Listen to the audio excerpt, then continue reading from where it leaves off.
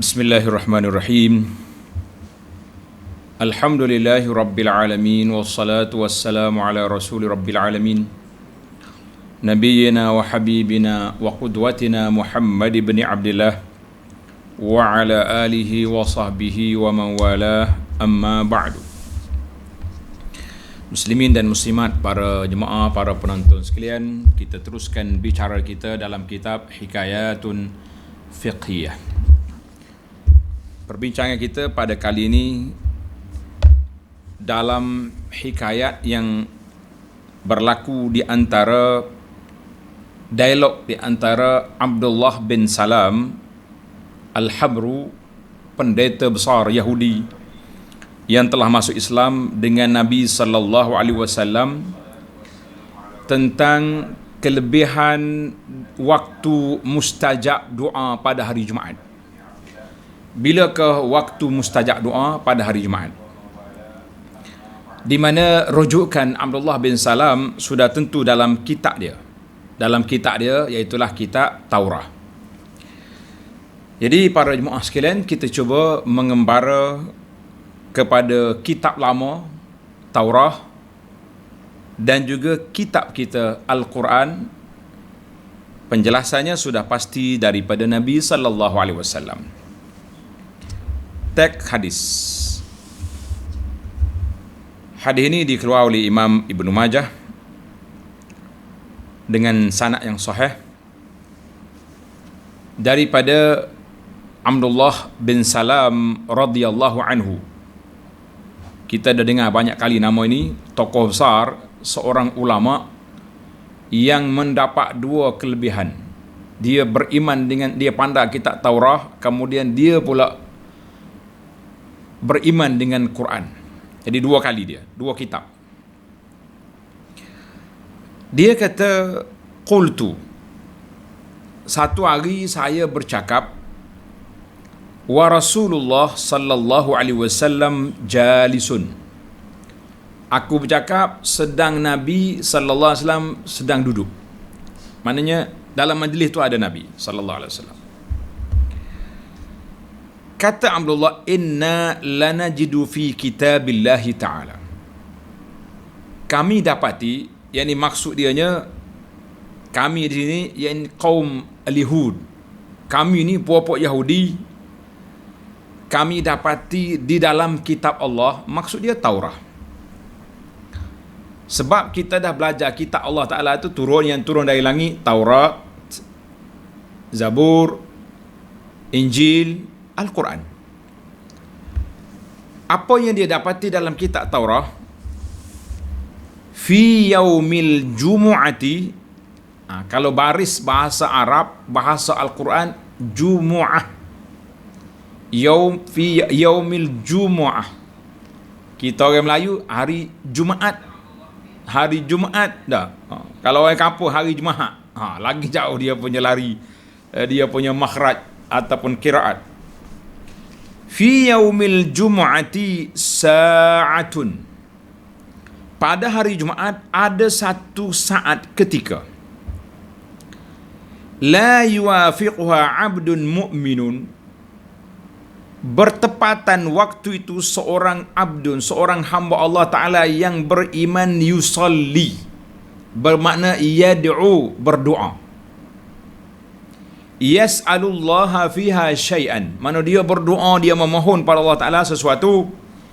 Illa qadallahu lahu hajatahu. Nescaya Allah Ta'ala akan tunaikan hajat dia. Dalam bahasa kita, kita sebut waktu mustajab doa. Waktu apa? Mustajab doa. Qala Abdullah radhiyallahu anhu, fa asyara ilayya Rasulullah sallallahu alaihi wasallam au ba'da sa'atin. Nabi kita kata atau ba'da sa'at, ada beberapa ketika, beberapa waktu saat. Faqultu sadaqta. Abdullah bin Salam kata, benar tuan, memang dalam kitab Taurat sebut begitu. Au ba'da sa'atin, ataupun ada beberapa ketika. Tapi Abdullah bin Salam masih lagi menuntut penjelasan daripada Nabi sallallahu alaihi wasallam. Boleh jadi dia tak jumpa dalam kitab dia Taurah. Qultu ayyu sa'atin hi, ya Rasulullah, manakah waktu itu? Waktu mana itu? Dalam kitab kita kata ada waktu sa'ah mustajab doa, tapi di mana ke waktu itu? Bila? Ini soalan. Qala akhiru sa'atin nahar. Nabi sallallahu alaihi wasallam di akhir hari Jumaat, mana petang hari Jumaat, sebelum maghrib. Qultu innaha laysat sa'ata salatin. Ya Rasulullah, waktu kan lepas asar ni bukan waktu salat, bukan waktu semayang. Qala bala. Nabi kata ya. Bala. Innal abda iza salla. Dengar baik. Seorang hamba Allah Ta'ala bila dia salat, summa jalasa, kemudian dia duduk tempat salat dia tu, lam yujlishu illa salah fahuwa fi salatin. Sebab dia duduk tadi kerana dia salat, maka orang itu diberi pahala salat yang berterusan. Hadis ini rawahu Ibnu Majah bisanadin sahih. Kisah dia panjang, tapi di sini ringkas. Kita pergi kepada dilalatul hikayah. Hikayat dialog Nabi dengan Abdullah bin Salam ini, apa kisah dia? Jawabnya, doa dituntut, digalakkan kita berdoa bila selepas solat asar pada hari Jumaat sampai maghrib. Itu waktu mustajab doa. Kalau kita nak dapat pahala solat berterusan, kita pergi solat, kita jangan keluar, duduk tempat solat kita tu sampai maghrib. Itu orang itu dikira solat, pahala solat. Ni saat kita duduk sekarang ni di antara maghrib dengan isya. Tuan-tuan dan puan-puan, kita duduk tempat solat kita tadi daripada maghrib, kita jangan bergerak, duduk sini. Baca Quran. Ada kuliah, kita dengar kuliah. Tak ada kuliah online, tak ada kuliah alamat nyata, kita online, duduk sini, tengok. Sampai isya. Ditulis pahala salatun. Makna orang ni duduk pahala salat sampai isya. Masya Allah, tabarakallah. Ini waktu-waktu mustajab doa dan waktu dituntut supaya kita sentiasa berada di musalla, di tempat salat kita. Ada juga orang tanya, Syekh, waktu PKP ni kami tak pergi masjid, macam mana Tuan Syekh? Kata di sebahagian daripada ulama kita, dia kata insya-Allah kalau dia duduk tempat solat dia tu tak bergerak, insya-Allah dia juga boleh pahala solat. Kita kata insya-Allah. Sebab dia tak pergi masjid kerana keadaan darurat. Yang pentingnya kita taat kepada ulil amri yang menitahkan supaya kita tidak ke masjid. Walaupun jiwa kita memberontak ke masjid, tapi tak apalah, taat itu mudah-mudahan Allah Ta'ala hilangkan penyakit wabak ini insya-Allah. Baiklah para jemaah sekalian, tak kiralah di mana kita berada, yang penting kita nak duduk dalam suasana tersebut.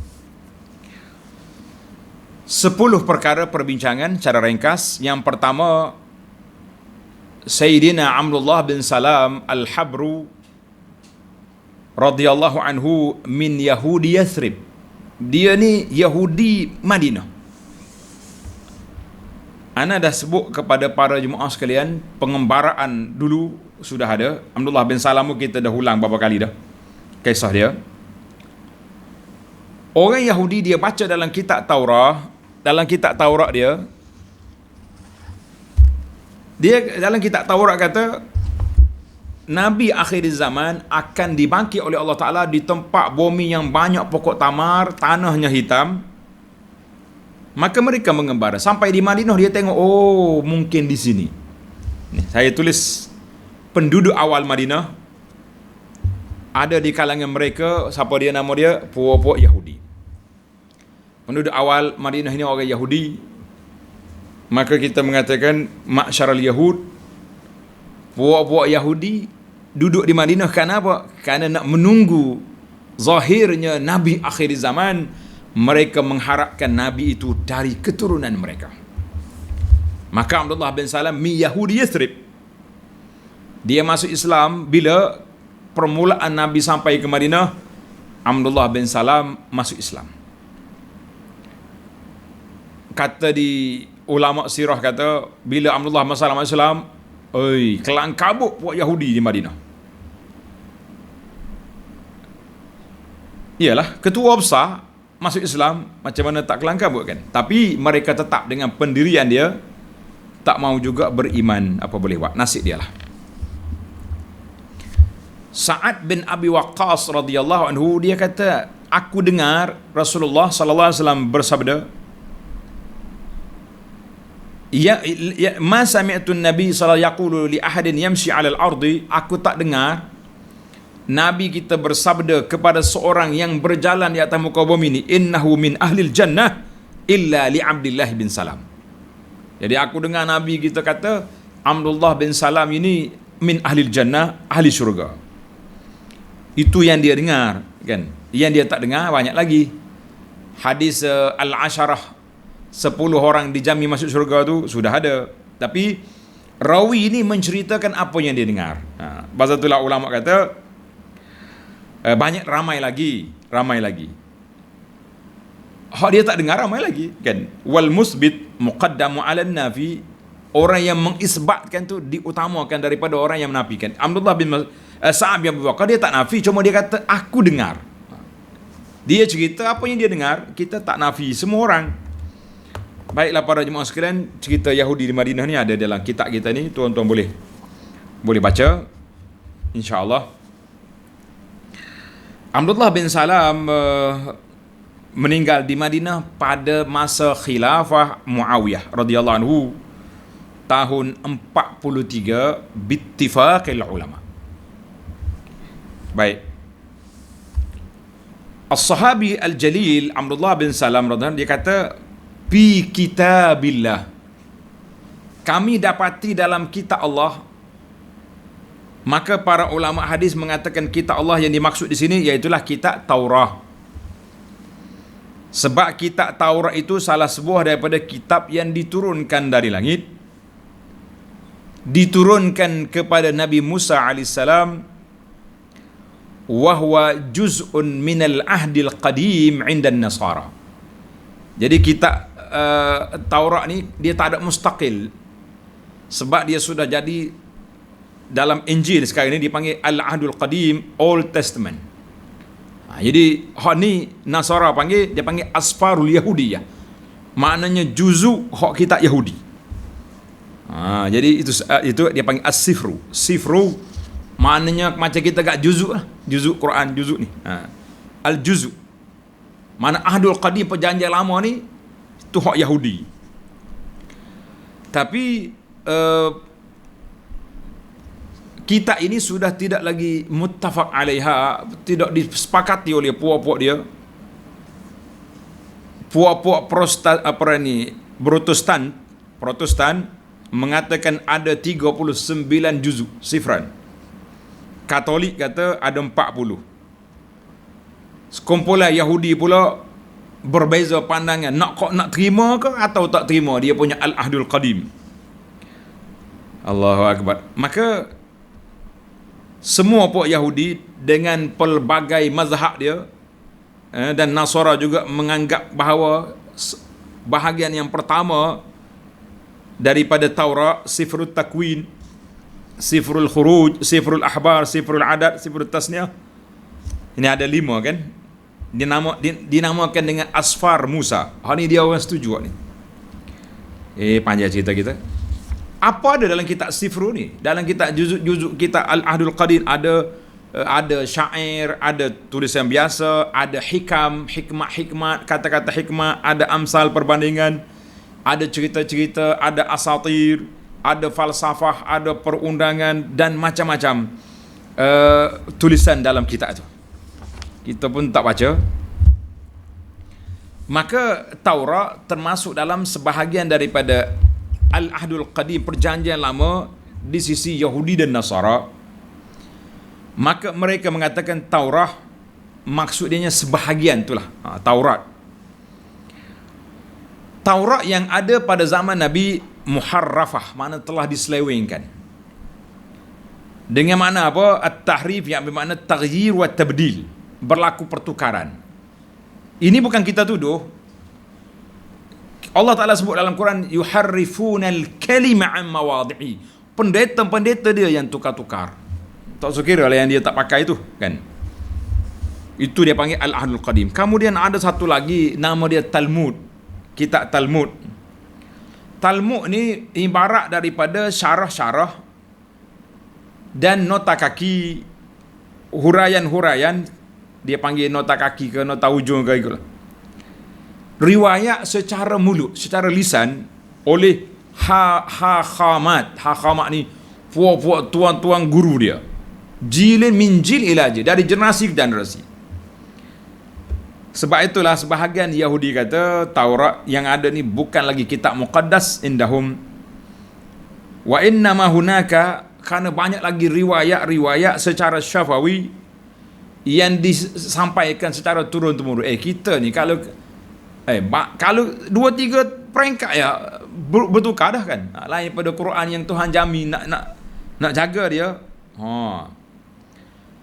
Bila datang Hakham Yuhanas, nama padri dia kupur riwayat-riwayat yang melalui syafawi, melalui mulut tadi, selepas daripada Al-Masih, kelahiran Nabi Isa 150 tahun, maka dinamakan kitab dia Mishnah dengan makna asy-syariah al-mukarrarah, syariat yang berulang-ulang.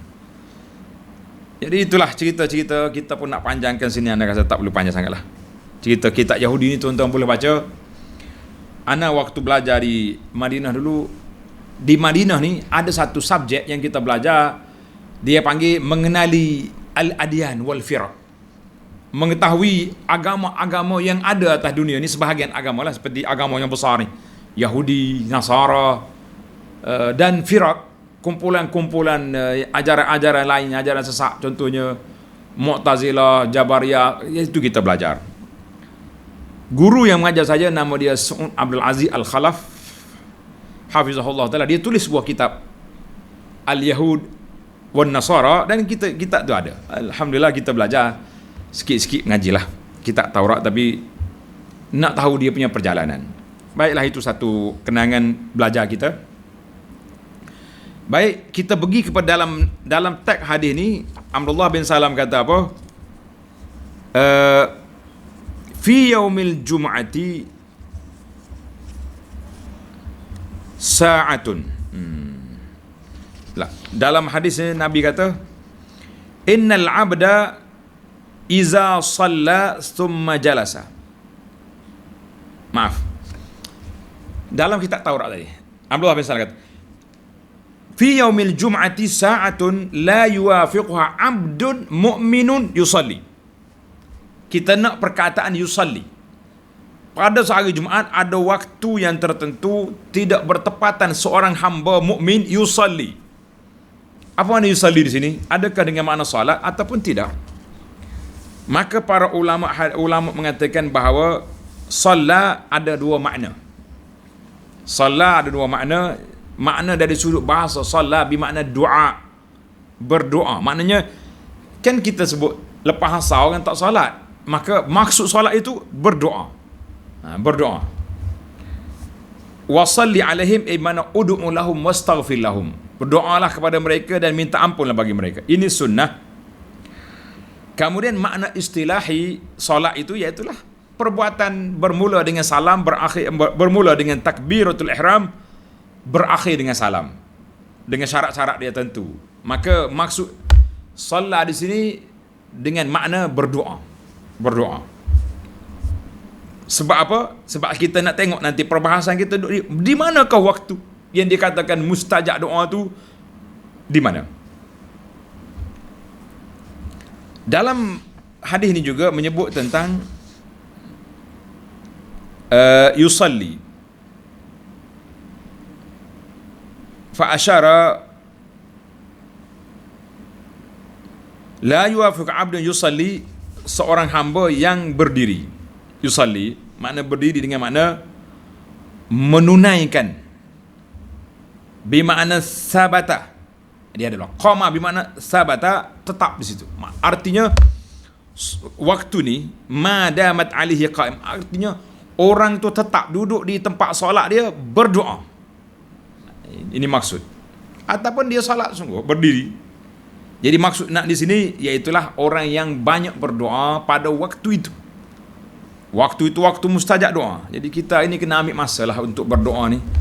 Sekejap tak apa, tapi kalau waktu tu waktu mustajab, masya-Allah, waktu bersama maftuha, pintu langit terbuka, permohonan kita diangkat, bahagia kita dunia akhirat insya-Allah. Itu masalah kalimah sa'ah. Tengok dalam hadis kata sa'atun la yuwafiquha. Sa'atun la yuwafiquha. Nabi kata saat an-nahar. Apa makna saat? Saat di sini bukan makna 60 minit. Saat di sini juz'um minal waqt. Maknanya ada beberapa waktu. Ada beberapa ketika. Waktu itu mustajab doa. Maksud dianya, kata di Abdullah bin Salam, Nabi kita sallallahu alaihi wasallam dalam kata yuqalliluha. Nabi kata gitu je. Makna Nabi kata ba'da saat. Kita ni kalau benda besar kita kata banyak dah. Banyak ke sikit? Sikit je. Makna isyarat tu menunjukkan bahawa waktu itu bukan waktu yang panjang. Waktu sedikit. Yuqalliluha mana sikit je. Macam kita ada ke tak? Minta izin nak bercakap sekejap, sikit je. Kita izin. Maknanya bercakap tu pendek. Mana waktu waktu mustajab doa ni yuqallil, tidak lama. Waktu qasir la yatul. Pendek je waktu tu, tidaklah lama sangat. Isu yang keenam, terdapat hadis yang diriwayatkan bila ke waktu mustajab doa pada hari Jumaat itu. Jawabnya ada 3 riwayat. Tanda tuan-tuan, kita belajar sikit analisa di sini. Yang pertama mubham. Tak ada riwayat, tak sebut di mana. Hari Jumaat ada satu ketika, satu saat mustajab. Maknanya daripada subuh sampai maghrib. Pasal dia kata hari, dia tak kata malam, hari Jumaat. Riwayat yang kedua, ma baina an yajlisal khatib 'alal mimbar, bermula daripada khatib atas mimbar, khatib naik mimbar, assalamualaikum warahmatullahi wabarakatuh. Waktu tu bermula waktu mustajab doa sampai selesai salat Jumaat. Ini waktu yang kedua. Waktu yang ketiga, iaitulah di antara asar dengan maghrib. Selepas asar sampai maghrib. La siyama, lebih-lebih lagi as-sa'ah al-akhirah, dekat dengan nak maghrib dah tu. Mana kita kata lagi setengah jam, lagi 15 minit nak maghrib. Itu waktu mustajab. Kena ambil peluang juga berdoa macam mana pun. Dan terdapat lagi aqwal.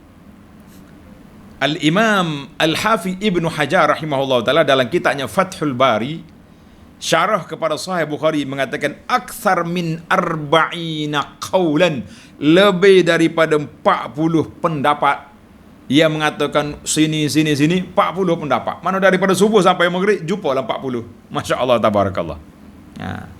Kemudian Imam Ibn Hajar telah pun munaqashah, bincang hadis satu-satu hadis dan pendapat-pendapat ulama. Maka dia mengatakan yang kita boleh pegangnya tahdid itu 2 hadis. 2 hadis. Tanda pelajar-pelajar. Hadis yang pertama, hadis Abi Burdata bin Abi Musa al-Ash'ari radhiyallahu anhu qala li Abdullah bin Umar. Abdullah bin Umar tanya Abi Burdah, adakah tidak ayahmu menceritakan kepada kamu tentang daripada Nabi sallallahu alaihi wasallam Bilakah waktu mustajab doa pada hari Jumaat? Ada tak ayahmu cerita? Qultu na'am, ada. Dia dengar Rasulullah sallallahu alaihi wasallam bersabda, hiya ma baina an yajlisal imamu ila an tuqda salah, bermula waktu imam khatib di atas mimbar sampai sudah salat. Maknanya ini pandangan yang pertama. Artinya hadis ini dalam Sahih Muslim, tapi panjanglah perbahasan para ulama. Ada ulama kata kita jamak sini sekali lagi pada waktu petang nanti. Sebab tu dia kata ba'da sa'at, ada beberapa ketika. Di antara ketika itu bermula daripada khatib di mimbar sampai sudah. Bermula di mana? Khatib di mimbar sampai ke akhirnya, sampai ke sudah. Para jemaah sekalian,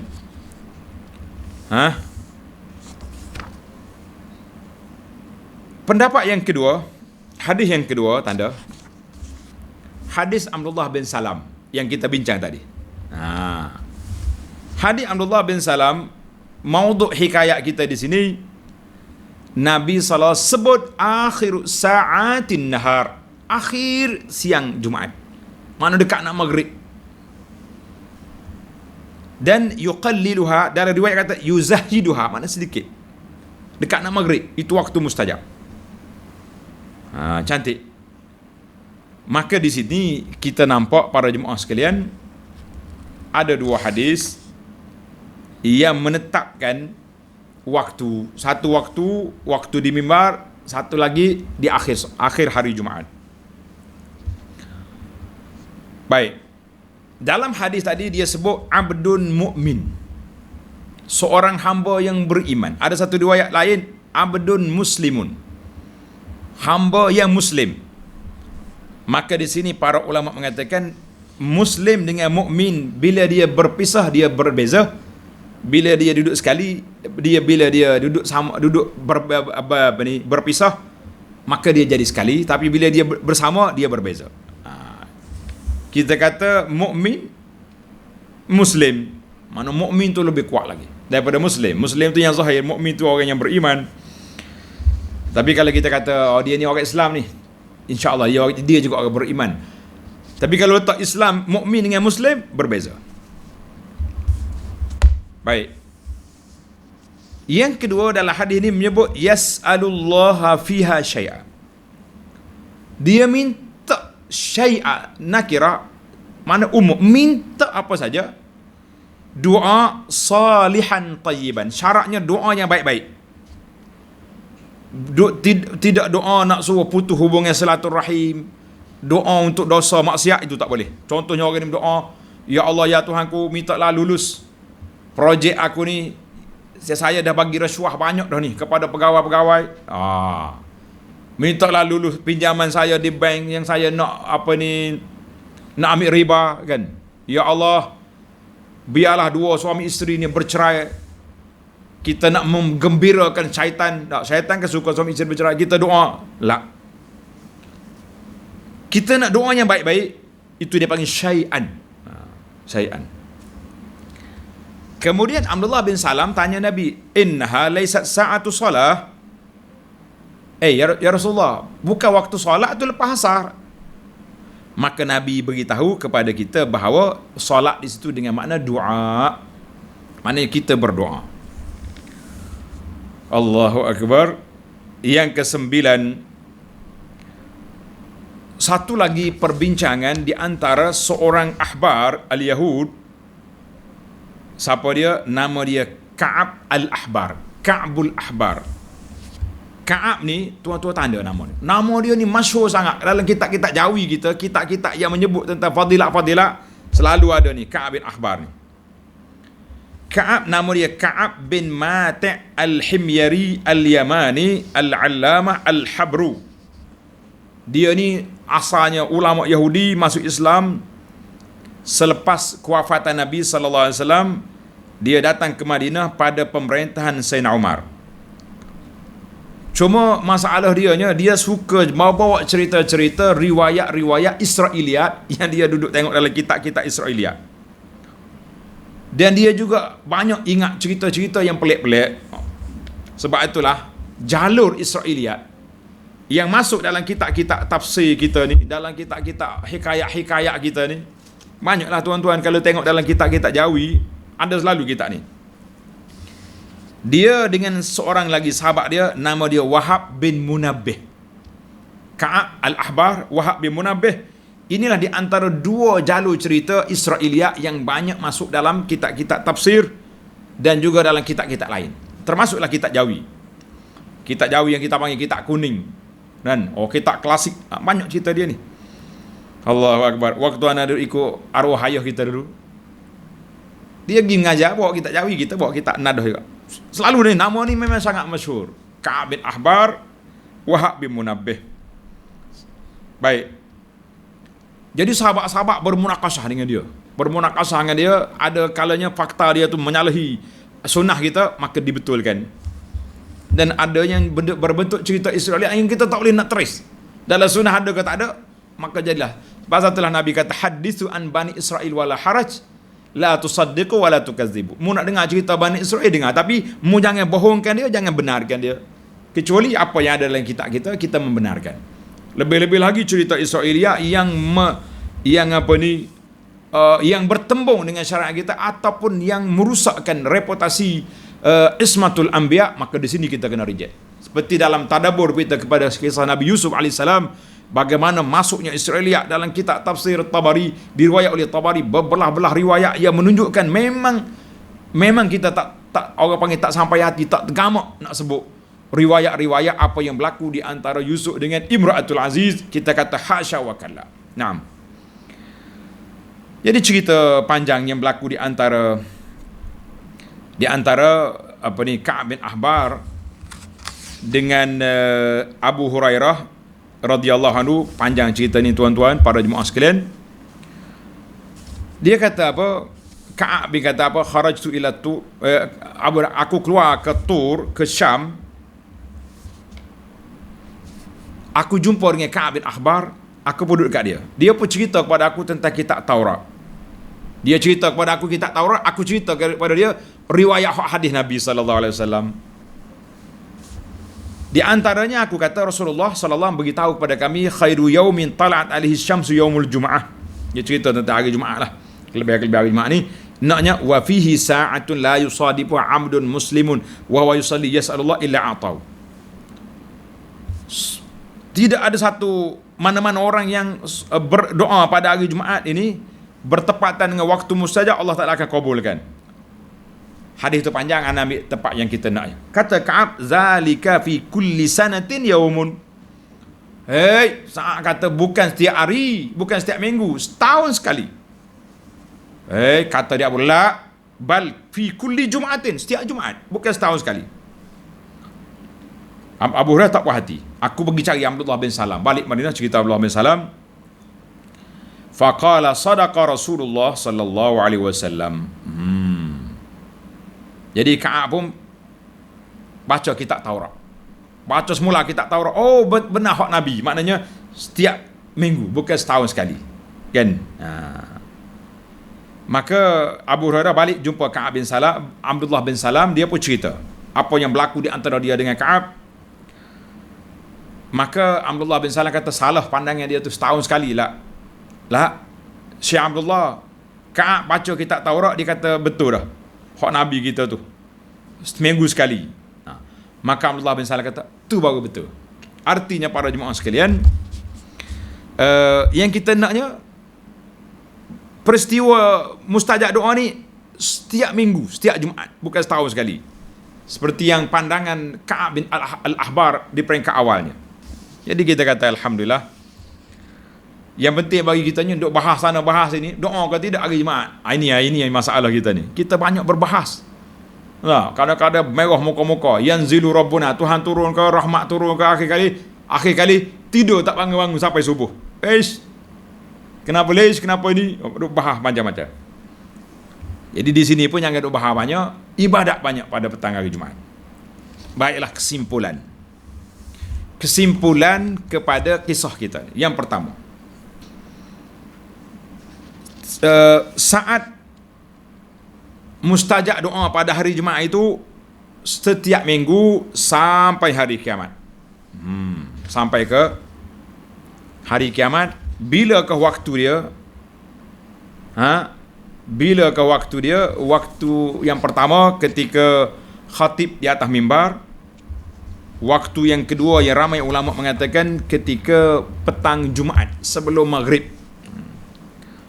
Jadi kita boleh simpulkan pandangan ulama ini, maknanya yang pertama sekali,